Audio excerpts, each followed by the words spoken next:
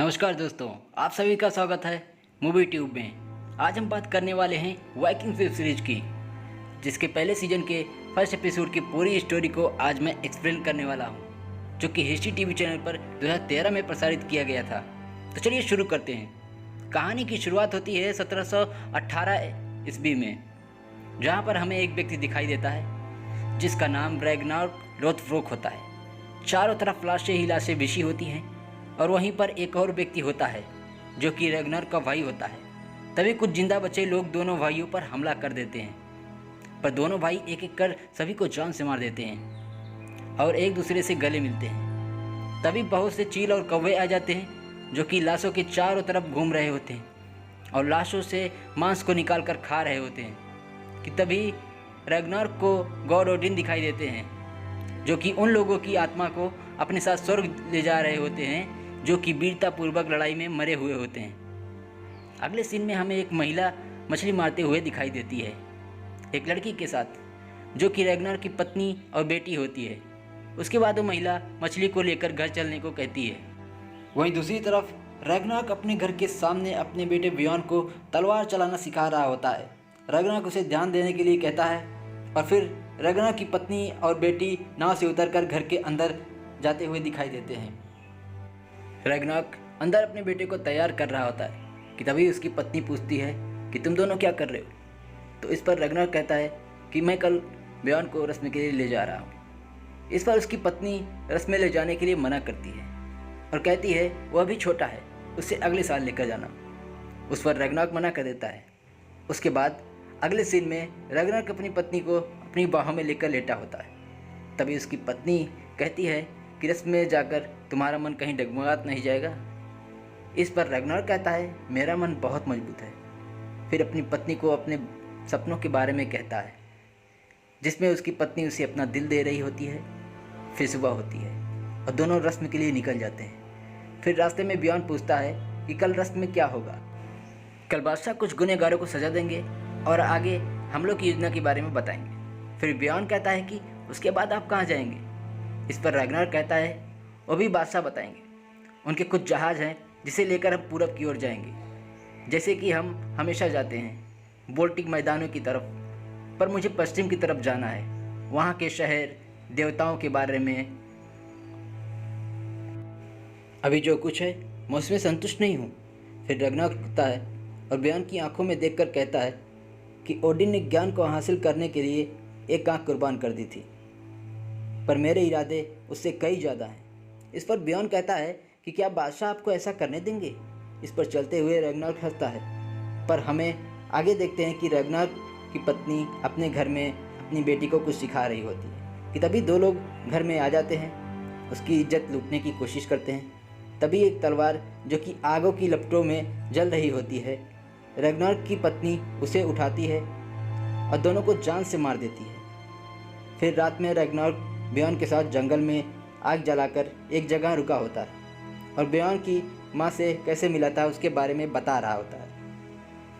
और फिर रैग्नार्क कहता है कि तुम अपने हाथ में कड़ा लेकर मर्द बनने को तैयार हो। उस पर बियॉन कहता है हाँ। फिर रैग्नार्क पूछता है एक मर्द करता क्या है।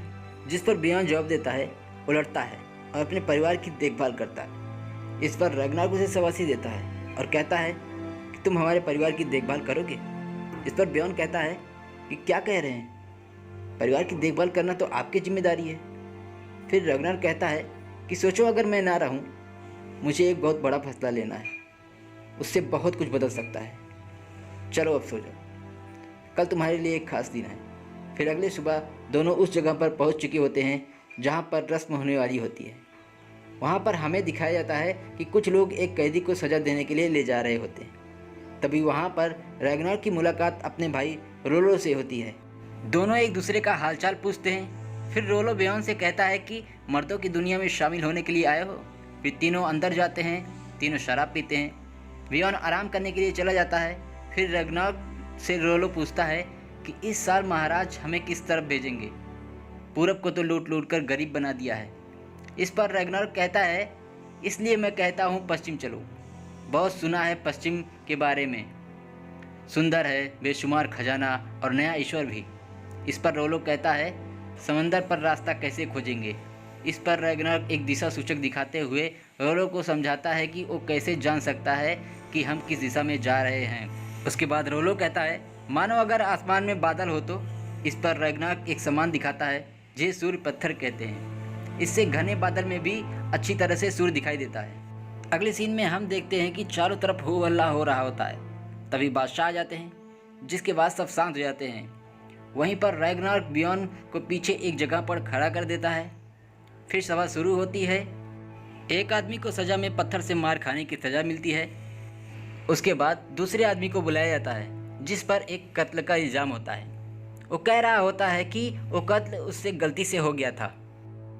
जिसके भाई का कत्ल हुआ होता है वो सीधे उस पर इल्ज़ाम लगा देती है। वो जैसे ही कहता है कि महाराज, आपको पता था उस ज़मीन के बारे में, ये खून ज़मीन के लिए हुआ था जिसमें बादशाह भी शामिल था। वो कुछ कहता उसके पहले बादशाह उसे चुप करा के उसे मौत की सज़ा दे देते हैं और उसे पूछा जाता है कि तुम कौन सी मौत मरना पसंद करोगे। हालांकि वहाँ का कानून कुछ इस प्रकार है कि यदि किसी के हाथों किसी का गलती से भी खून हो जाए तो उसे रास्ते में जो आदमी पहले मिले उसे बताना होता है, ताकि उस पर रहम किया जा सके। यदि कोई अपनी गलती मान लेता है तो उसे सज़ा कम मिलती है, और नहीं माने तो उसे मौत की सज़ा मिलती है। उसका सर कलम कर दिया जाता है। उसके बाद बियॉन को कड़ा पहनाकर रस्म पूरा किया जाता है।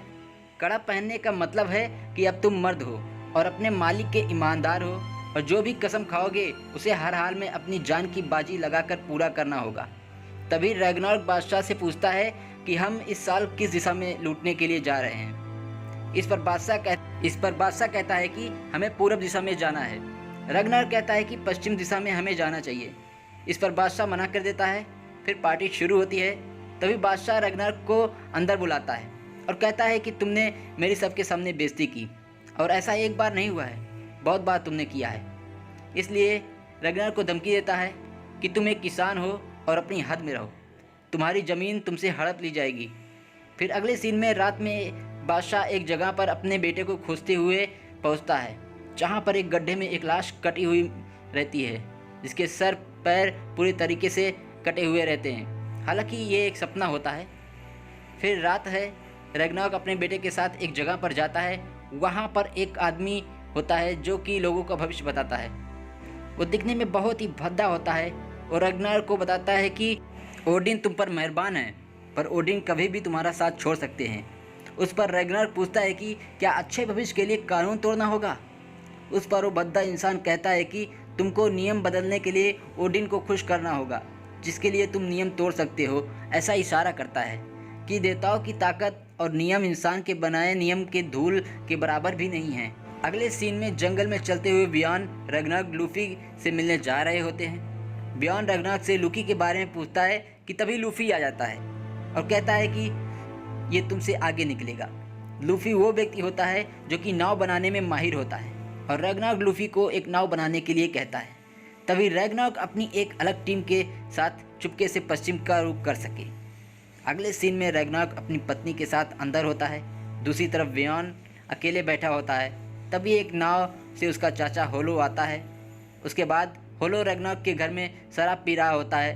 वहाँ पर रैग्नार्क की पत्नी बेटी बियॉन मौजूद होता है।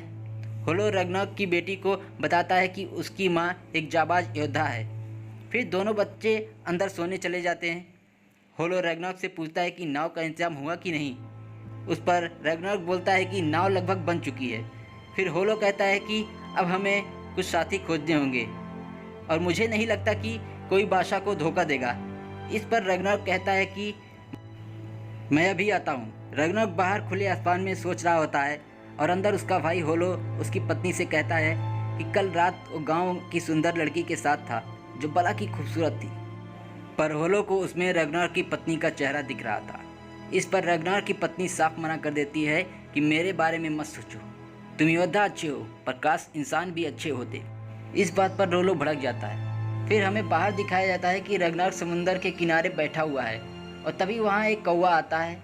रैग्नार्क उसकी आंखों में देखता है। फिर बहुत सारे कौवे की आवाज़ सुनाई देती है। कौवा उड़ जाता है। फिर रैग्नार्क को एक आदमी दिखाई देता है काले कपड़े में। रैग्नार्क ये बात जानकर अंदर होलो को बताता है कि उसे एक संकेत दिखा है जिसने साबित कर दिया है कि हम जो कर रहे हैं वो सही कर रहे हैं।